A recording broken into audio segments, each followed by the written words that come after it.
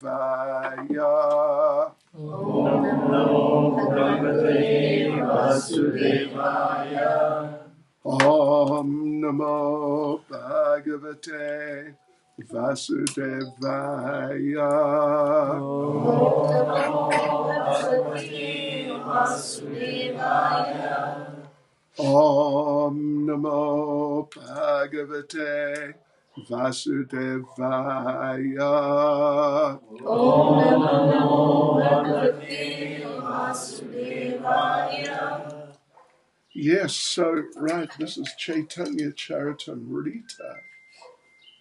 Some of you or many of you might not be so familiar with Chaitanya Charitamrita, but let us say that it is elaborating upon the themes presented in Srimad Bhagavatam, the Bhagavat Purana. So it's very important literature and very wonderful literature. So here we go. Chaitanya Charitamrita, Madhya Lila, chapter 22, which is titled The Process of Devotional Service. And this is verse 129. Right. Sadhu Sangha, Nama Kirtan, Bhagavat Shravan, Mathura Vas, Srimurtir, Shradaya Sevan. The translation: one should associate with devotees, chant the holy name of the Lord, hear Srimad Bhagavatam, reside at Mathura, and worship the deity with faith and veneration. I think that these activities you're familiar with, sadhu sangha, associating with saintly people, with devotees, nama kirtan, we were just doing nam, the holy names of the Lord, and kirtan means to sing the holy names of the Lord. Bhagavat Shravan, to Shravan means to hear. Bhagavat, Srimad Bhagavatam, the Bhagavat or the Bhagavat Purana. Mathura Vas, to live at Mathura, or we'll see in terms of the application of this, to live in a sacred place, not just anywhere in this world, some ordinary place, but to live in a sacred place. And Sri Murtir Shradaya Sevan, Sri Murti, the deity of the Lord. Shradaya, Shraddha, with faith. Sevan, render service. Worship the deity with faith and veneration. And let me just sing, we just got here. Let me just introduce our team. Standing up there, pointing his camera at you, who was just singing, is Ravindra Swarup Prabhu from Durban. Hare Krishna. Hare Krishna. From Chatsworth, actually. Unit 9, if you're familiar. Unit 9. 11, sorry. Unit 11. And he is one of our musicians, experienced harmonium player. He's been playing since you were 10. Since he was 10. So he's really very experienced and very good. And then there's Anukul Krishna Prabhu wearing saffron clothes just next to me right here. He is from Ujjain, Madhya Pradesh, from India, yeah. And he's a Hindi specialist, actually. If anyone wants to practice their Hindi today, you can speak to him and he can give you a few pointers.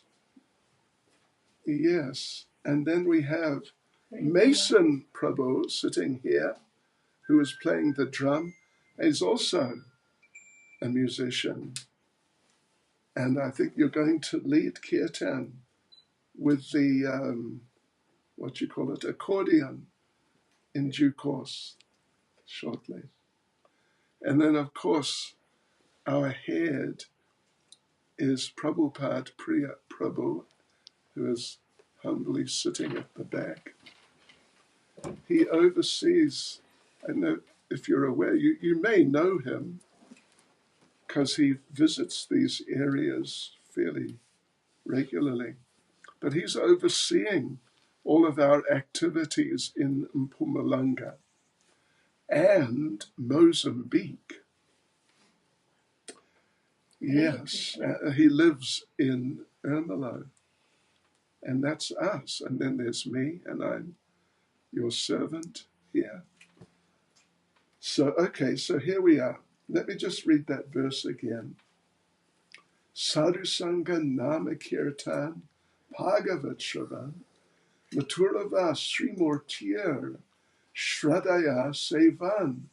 One should associate with devotees, chant the holy name of the Lord, hear Srimad Bhagavatam, reside at Mathura, and worship the deity with faith and veneration. And like I said, I'll read a few verses, which is sort of the other ones are expanding on this verse we just read. So this is the next verse. Is it the next verse? Yeah. 129. Sakala sadhana shreshta e pancha anga Krishna prema janmaya e panchera alpasanga.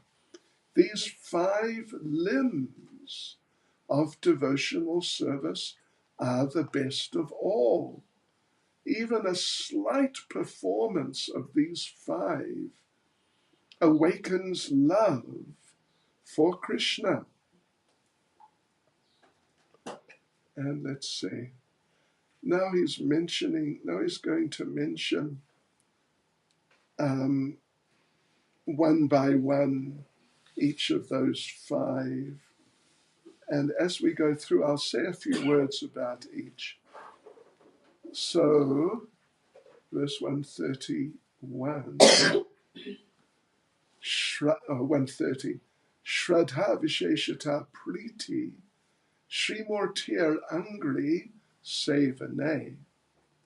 It's interesting that of the 5, the last one, as listed out in the verse, was worshipping the deity, but now, as the speaker expands on them, the first one he mentions is worshipping the deity. So let me say a few words about that. But first of all, let me just chant a few prayers. Nama Om Vishnu Padaya Krishna Prestaya Bhutale Shrimati Bhakti Vedanta Swaminiti Namane Namaste Saraswati Deve Gauravani Pracharane Nirvishesha Shunyavadi Pastyachadi Jatarne Sri Krishna Chaitanya Prabhu Nityananda Sri Advaita Gadadha Shivas Adi Gaura Bhakta Vrinda Hare Krishna, Krishna Krishna, Hare Hare, Hare Rama, Rama Rama, Hare Hare. Vanchkalpatarubhyascha kripa sindhubhya evacha Paritanam Pavanebhyo Vaishnavebhyo Namo Namaha. Yes, right. So, with love and full faith, one should worship the lotus feet of the deity, and actually the whole of the deity, but the lotus feet to begin with. Generally, people's feet are not so popular. We keep our feet covered. But in the case of the deity of the Lord, then the Lord is so sacred, so holy, and any contact with him is just so extremely beneficial that the lotus feet are considered extremely wonderful and to be meditated on and served. And it's an interesting point that there is another book called Bhakti Rasamrita Sindhu from about 500 or so, a little more than 500 years ago, by a great devotee named Rupa Goswami. And among many other things, he elaborates on these 5 activities. And when he elaborates on worshipping the deity, worshipping the lotus feet of the deity, and how sacred that is, and what an effect that can have on a person, on their heart, on their mind, on their life. The effect it can have is just so great and so incredibly beneficial. But Rupa Goswami, in order to emphasize that fact, what he does, he elaborates in a very unusual way. But if you understand what's going on, you'll understand that he's really emphasizing very positively how wonderful it is. But the way he puts it, it appears he's criticizing it.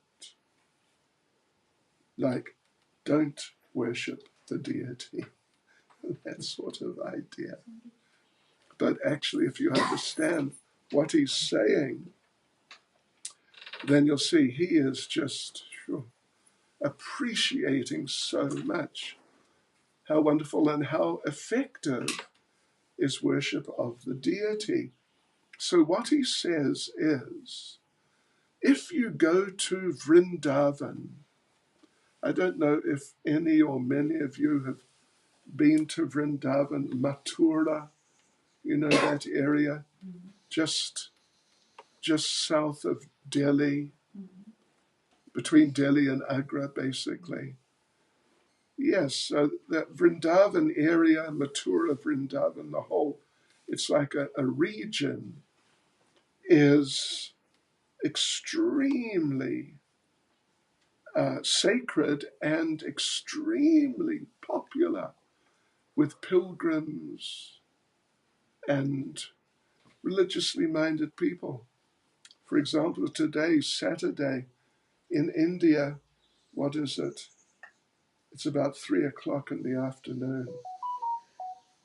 And the whole place will be packed out with at least tens of thousands of people. So anyway, Rupa Goswami says, if you go to Vrindavan, and in Vrindavan there are many temples, hundreds of temples, including one of our main temples, the Krishna Balaram temple, is there in the town of Vrindavan. So there's one old temple And it's the temple of a deity of Krishna. But as you probably know, Krishna has many names. One of his names is Gopal. Go meaning the cows, and Pal meaning to protect. So there's a temple of Gopal, or Radha Gopal, because Radharani is usually there with Krishna. So Gopal and Gopinath, the Lord of the Gopis, and there are unlimited names of Lord Krishna. And one of them is Govinda. Govinda. Go meaning the cows again, or go can also mean the senses, and Inda, like Nirendra.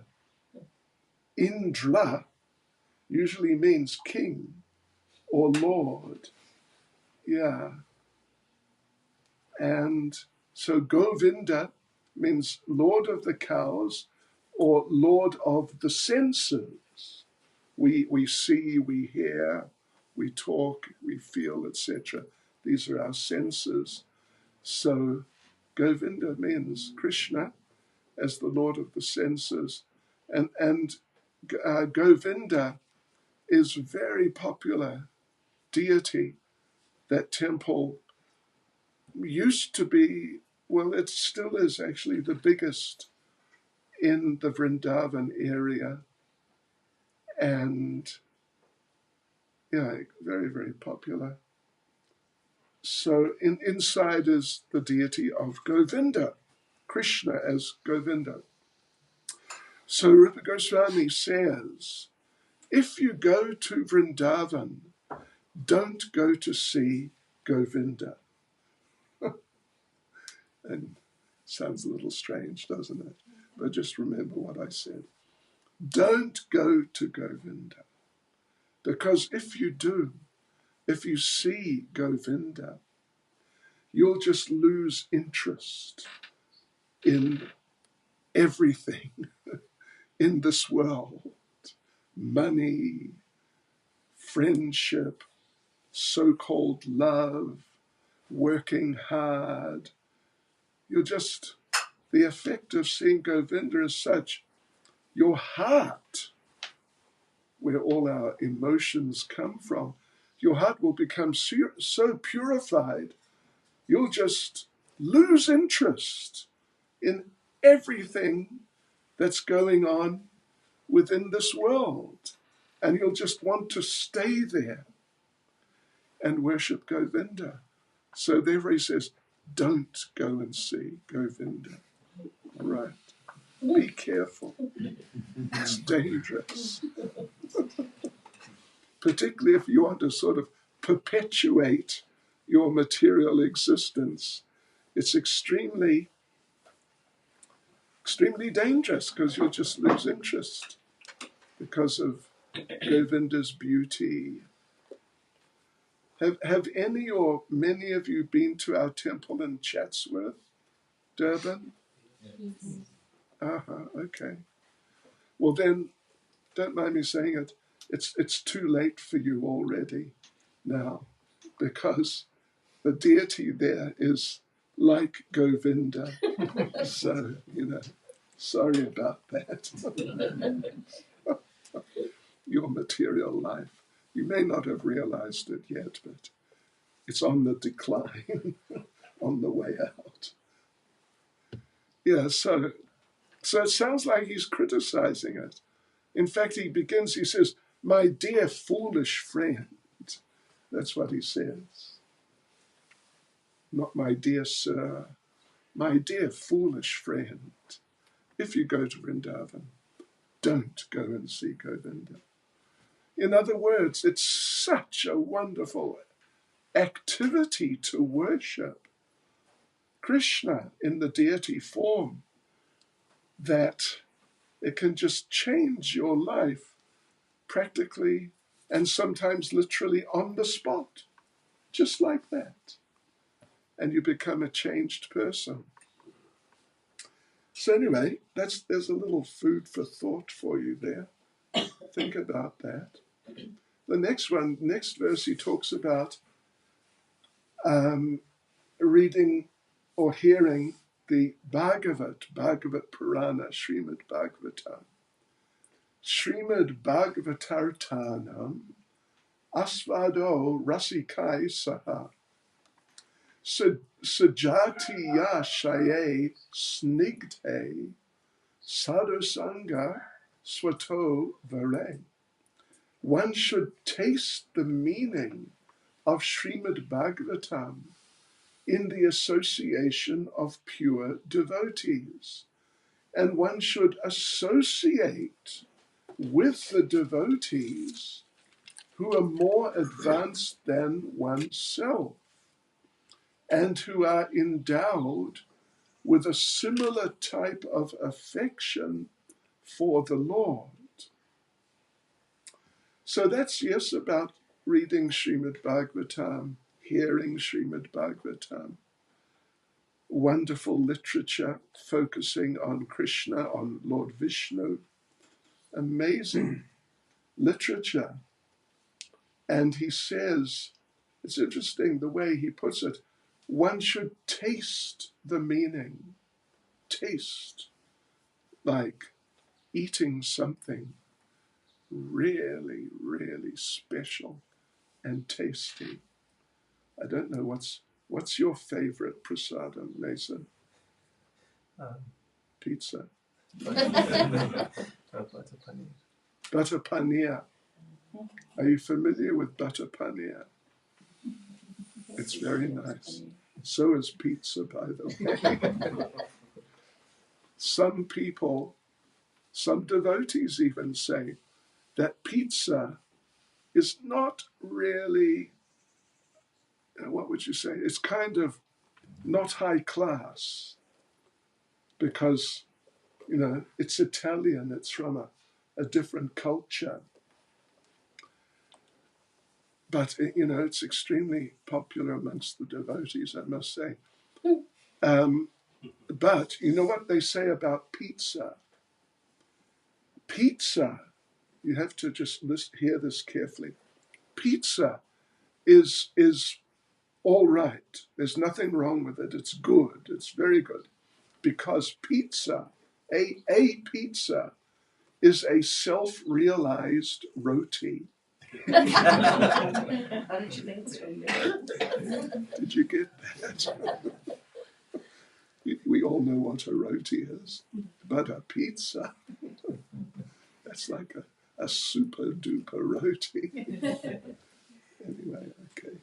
So, and if you're familiar with Bhagavad Gita, you would know that in the 10th chapter of Bhagavad Gita, where Krishna finally really convinces Arjuna to do what he says. Arjuna tentatively agreed in the second chapter, chapter 2, verse 7. Chapter 2, verse 7. Offhand, I forget the Sanskrit, but anyway, chapter 2, verse 7. Arjuna said, right, I'll do what you say, as long as you don't tell me to fight.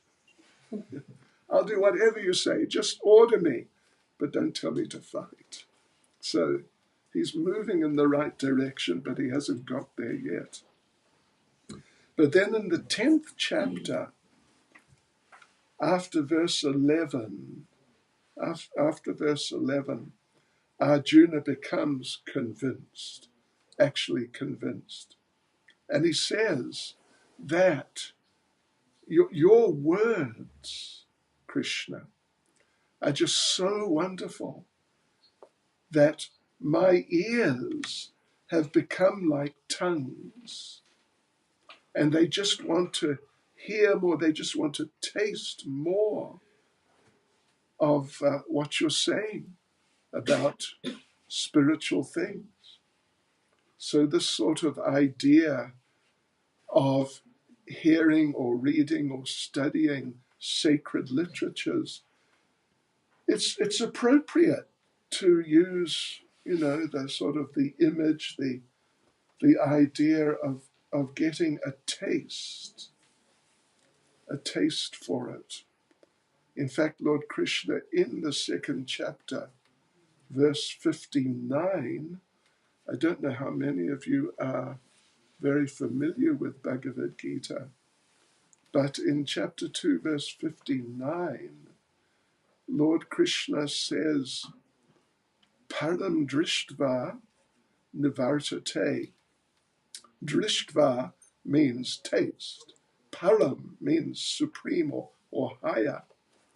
He says a person may be restricted from doing or enjoying certain things which they would normally like. They may be restricted, like maybe they're sick, and so, they're under doctor's orders, they can't eat certain things, or, maybe they're actually in prison where they can't do practically anything. So he says that a person may be restricted like that, but the taste for doing those things still remains. So therefore, when their health is normal again, then they go back to doing those things. Or if they are released from prison, they go back to doing these things. So the taste still remains. But then Krishna says that if you stop doing those things by getting a higher taste, then you can maintain that standard of not doing those things which are not good for you.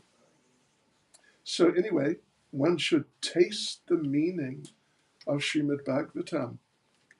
I don't know if any or many of you have a set of Srimad Bhagavatam. You've got a set? Good. Yeah, set of Srimad Bhagavatam. It's big. I don't know what. It's 18 books, I think. Yeah, 18. Well, it's 12 cantos, but some of the cantos have more than one volume. Each volume being several hundred pages. 18 Yes, altogether. 18. Right, and it's one book. So, and it's to do with Lord Krishna and his incarnations as Vishnu and Nrsingadev and Varaha and Vamana and Lord Ram and so on. And, I'm sure we've all read literatures which we found really nice. We didn't want to put down until we stopped them. Srimad Bhagavatam is like that. If you can get into it, you've got to sort of get into it. And then you find it's such an amazing experience. You learn a lot, but it's actually like nectar. As Arjuna says, I'm listening to you, but it's like when you speak, it's like you're pouring nectar into my ears, so don't stop. So we should taste the meaning of Bhagavatam in the association of pure devotees, ideally, with devotees like Prabhupada Priya Prabhu. You know who he is. You know who he is, right? We've met before, haven't we? We've met before, right? Prabhupada Priya, don't mind me saying it, he is relatively a more advanced devotee. And he's the type of devotee who can help, I think, many of yourselves who may not be so familiar with these things. So we should study this literature, these literatures, these subject matters in the company of more advanced devotees who can help us to understand. Otherwise, inevitably you'll find something that you can't understand, or yes, just you don't know what it means. So we need to hear we need to discuss and ask questions of devotees who are more experienced, more knowledgeable. Our spiritual master, Srila Prabhupada, his picture's on the bottom row, I think, closest to me, right? That's Prabhupada. The next one on your right of him is his spiritual master, Bhaktisiddhanta Saraswati, who was active in the 1920s, 1930s. So he once had a meeting with an American scholar of Indian culture. They were quite rare in those days. This American professor. And Srila Bhaktisiddhanta, who was an incredibly brilliant scholar and who spoke English. What to speak of speaking English like an Englishman, like the Queen's English, with a West London accent. What to speak of that?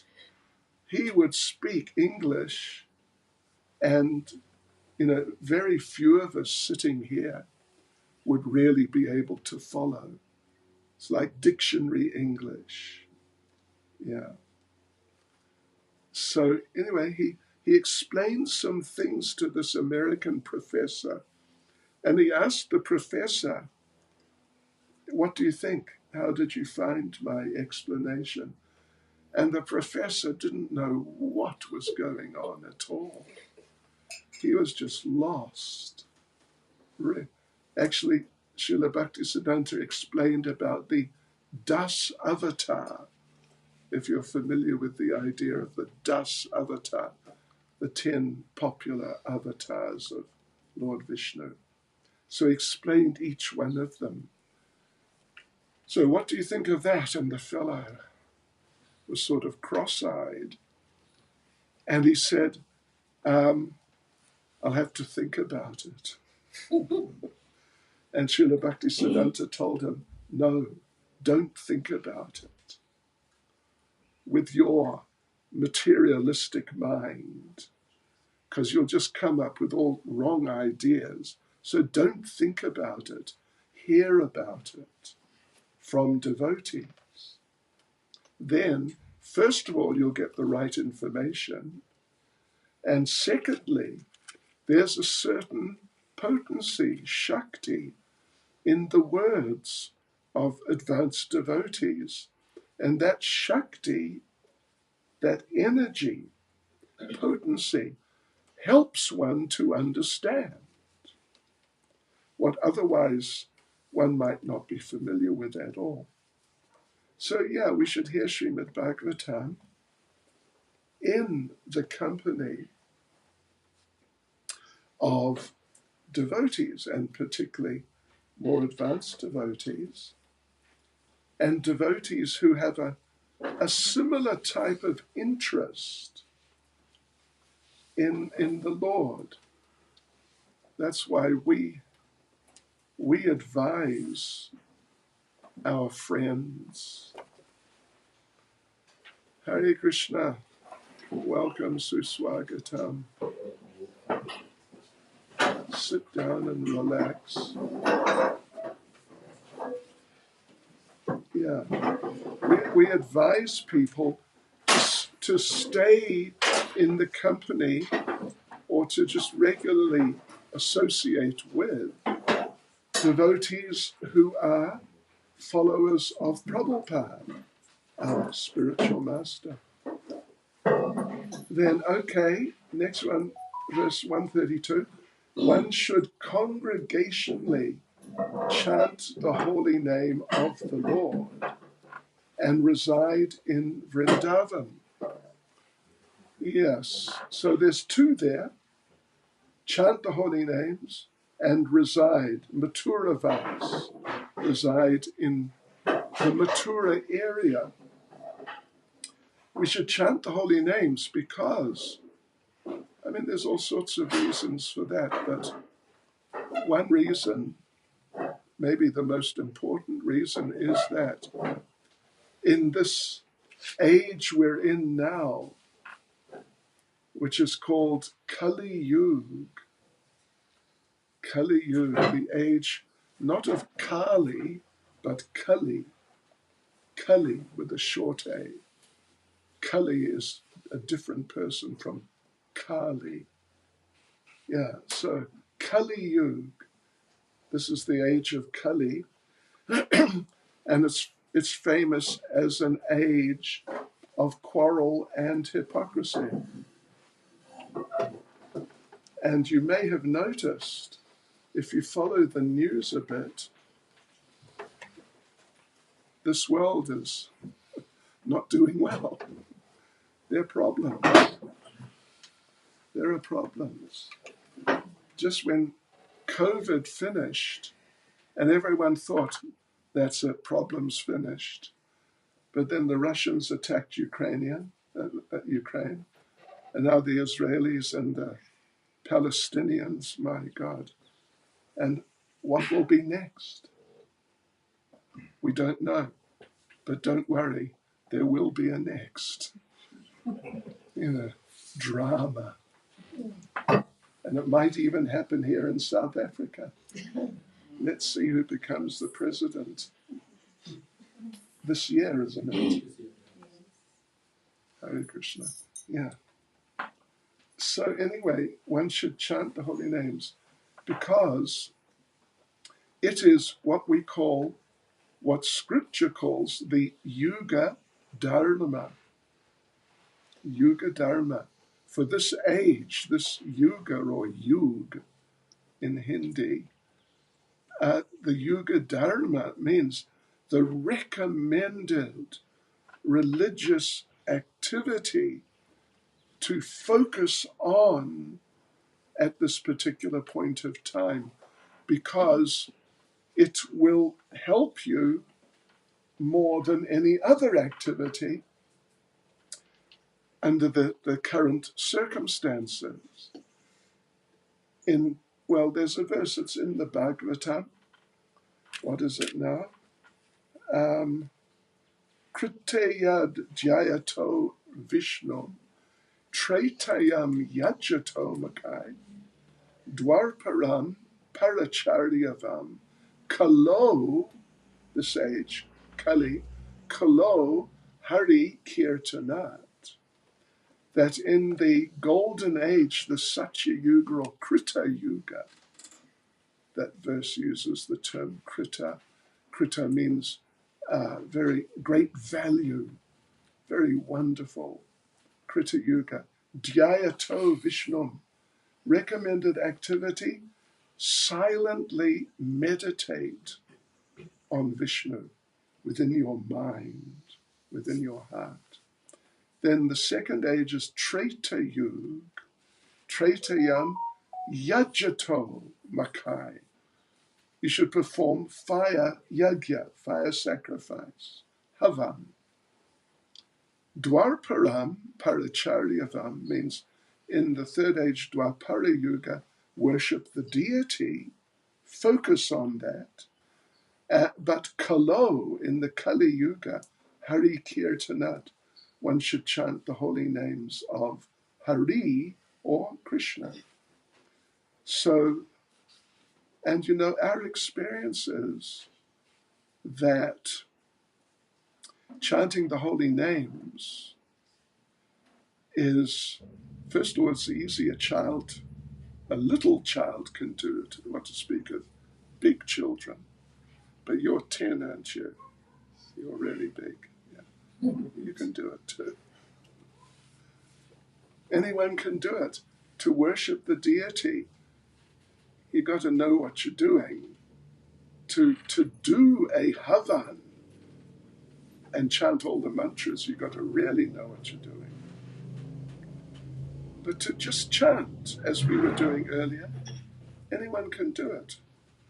And just on the basis of that, this Krishna consciousness movement has spread all over the world amongst who, like in different countries, whoever are the local people in the particular country. Like some of you, I suppose, are aware, I was born in New Zealand, in Auckland, New Zealand.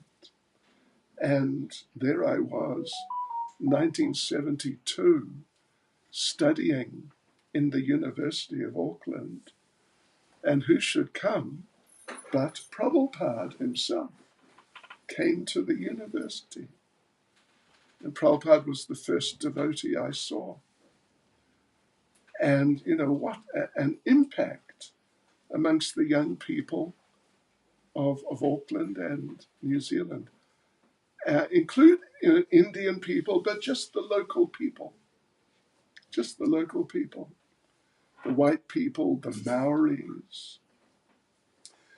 Before this war, before COVID, I used to go to Russia. And I spent about 4 months a year in Russia. And we have thousands and tens of thousands of devotees in Russia. And with the exception of about 10, they're all Russians. You don't speak Russian, do you? So I learnt Russian. I can speak Russian. Wow, I will. I could give you a lecture in Russian. Yeah. So the thing is, these are people who you would not expect to just take this up actively and get involved seriously. And here in South Africa, we have African people also. Yeah.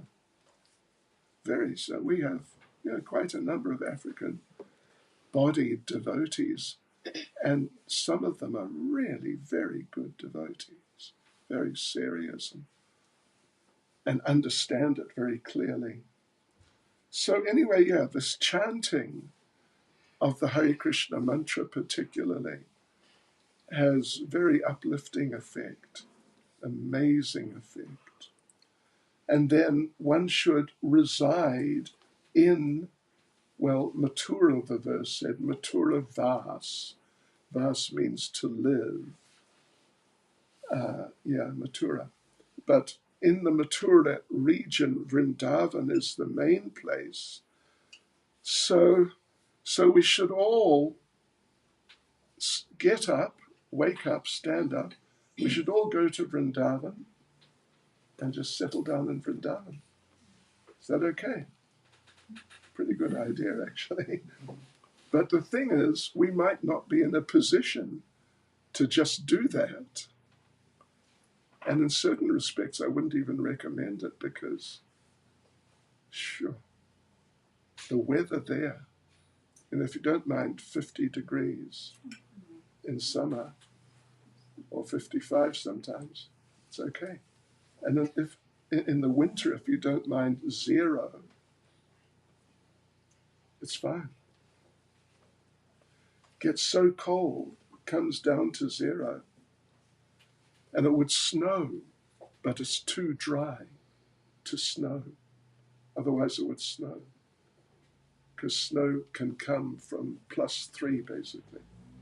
So what to do? We can't just get up and go. So we should make our home a sacred place by having a nice altar and having nice pictures around. Like there's Krishna and Arjuna. And what's the verse? I can't really see it. Yada yada hi dharmasya glani bhavati bharata abhutanam dharamasya tada manam srijamyaham. Krishna's instructing Arjuna, and have nice pictures like that around.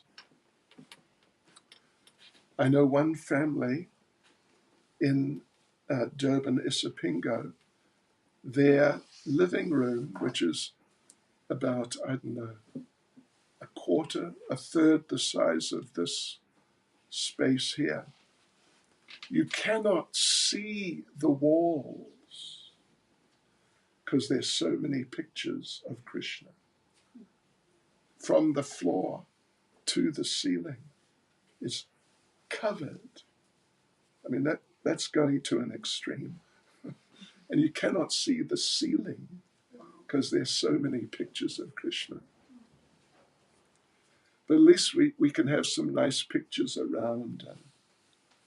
And so create a Vrindavan Mathura type of atmosphere. And that'll be good for us spiritually. Let's see. Okay, well, that's that, I guess.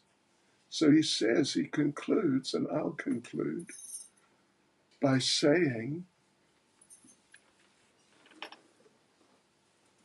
Duruhad Bhuta Viryesmin, Shraddha Durestu Panchake, Yatra Swalpo Pi Sambandha, Sadyam Bhavajanmane. The power of these 5 principles is very wonderful and difficult to understand. Even without faith in them, a person who is offenseless can awaken his dormant love of Krishna simply by being a little connected with them. Just a little. Not like fully into it. Just a little bit. Even if the person doesn't have faith, doesn't really understand it all very well, just has some sort of very general idea. But as long as they're offenseless, and they don't have like a bad attitude towards these things, if they just do a little, then these 5, even one of them, or 2 or 3, 5, but even just one, will have a very beneficial effect on the person. So you're all nice people, and thank you for coming again on Saturday morning. You skipped the shopping. Sunday it's one thing, but Saturday it's another thing. Thank you for coming. We really appreciate it. And I have a few questions here. What does it look like? 5. I'll try to quickly answer. We have another 20 minutes, right? Yeah. Okay. Right, so here we go, everyone.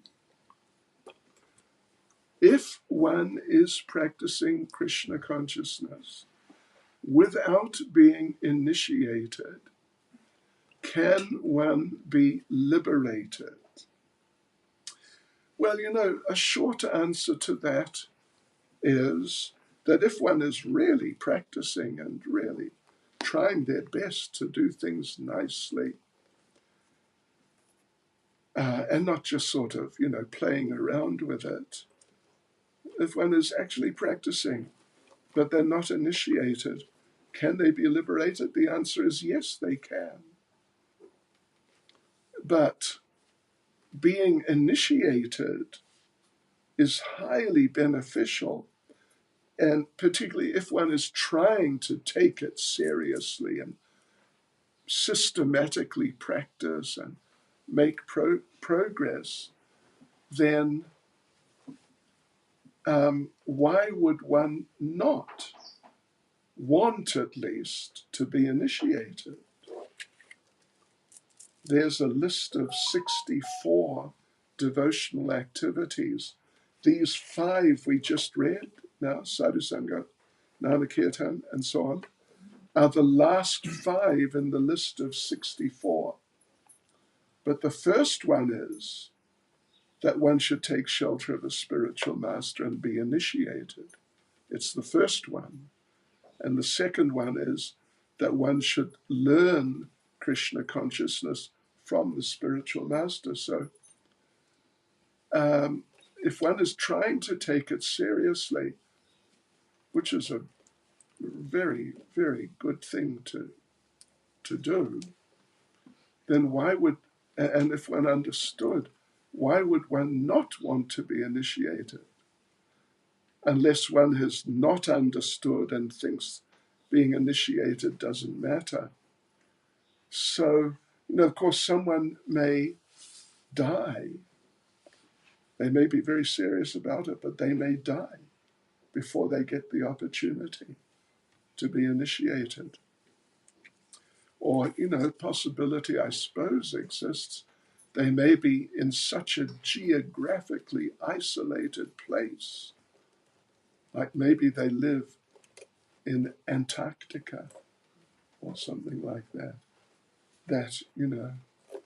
it's very hard to do. But even then, via the internet, it's possible.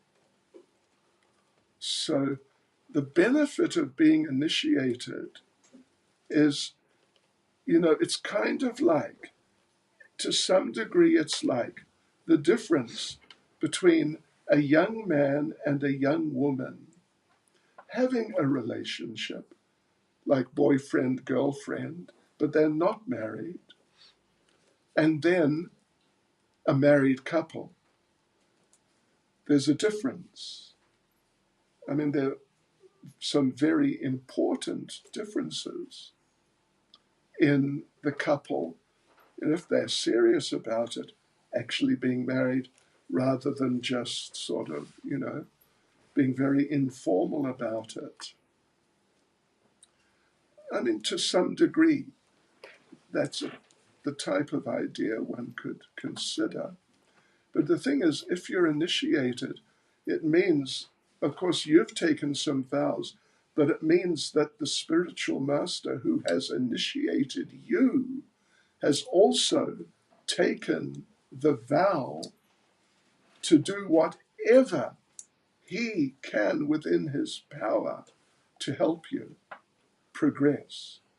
So it means you've got someone who's committed to you, not just someone who drops in every now and then and says Hare Krishna, but someone who's committed to you and will help you deal with the challenges which inevitably arise in life. I mean, at least if you put him to work and contact him, because spiritual masters tend to be reactive as opposed to proactive, if you understand the idea, because they're usually dealing with a lot of people. So when people approach them, then they respond. They definitely do. So there's great benefit in having someone who is, really committed on the level of the heart, but officially also, officially committed and has taken a vow to help you in your spiritual life. But if somehow or other, due to some extraordinary circumstances, one can't be initiated, but one is really serious, one can be liberated, definitely. So if Krishna is present in his name, and when we chant, why do we still need a guru? Okay. Yes, well, Krishna's in his name. He's in all of his names. And if you chant nicely, you make contact with him and you can feel the contact. But, to get Krishna to come to your house or even just by the internet to make contact with you, in a back and forth way, discuss things with you.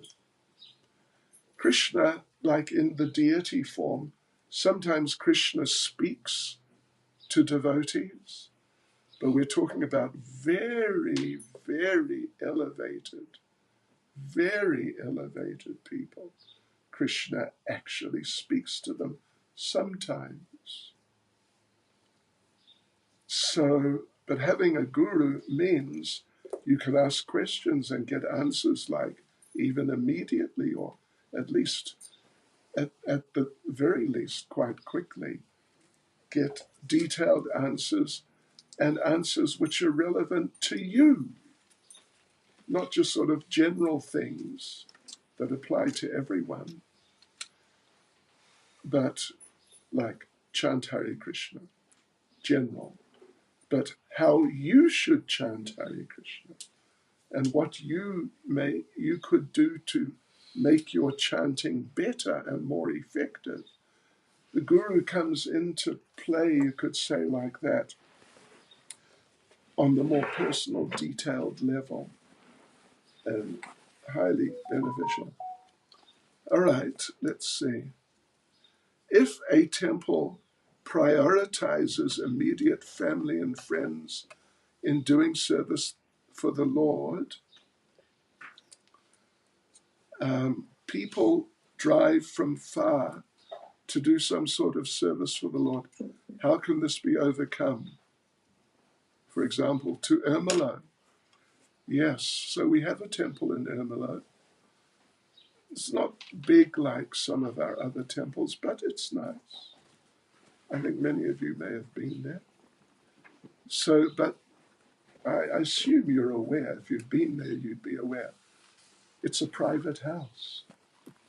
Like this is a private house. This does not belong to an organization. Like our temple in Chatsworth belongs legally to the organization. But Prabhupada Priya Prabhu's temple, our ISKCON temple in Ermelo, it's privately owned. And because he's so enthusiastic and serious, he's actually transformed. He didn't just put up a few pictures, which is good, but not just that, but he turned the whole thing literally into an actual temple. And you can do the same thing. And even if you don't have like a specially designated temple room, which you've built as he's done, but you can, in your house, in any house, you can invite people and have some programs, weekly, fortnightly, monthly, daily, whatever you like. And in this way, it'll be functioning as a temple, and people will benefit much as they benefit from coming to a formal temple. Do you get the idea? So you can make your house a temple by, first of all, you can put up some nice pictures. And then secondly, you can invite people, not just to chat about how's life, but to actually have some kirtan and some discussion about Krishna consciousness. How long does it take one to be initiated? If we're following the four regulative principles, what else is needed? Right. So, there are laws, rules in ISKCON passed by the international governing body about how much time people should wait for initiation. And the rule at the moment was just recently accepted. One should be maintaining the standards, following the four regulative principles, chanting 16 rounds a day, for at least 6 months. Then they can be accepted as candidates for being initiated. Then after another 6 months, if everything's going okay, then they can be initiated. So that means a total of a year as a minimum. Yeah. Okay, here we go, devotees. Last question. How did I first become a Hindu? Was it already being practiced within your family prior to your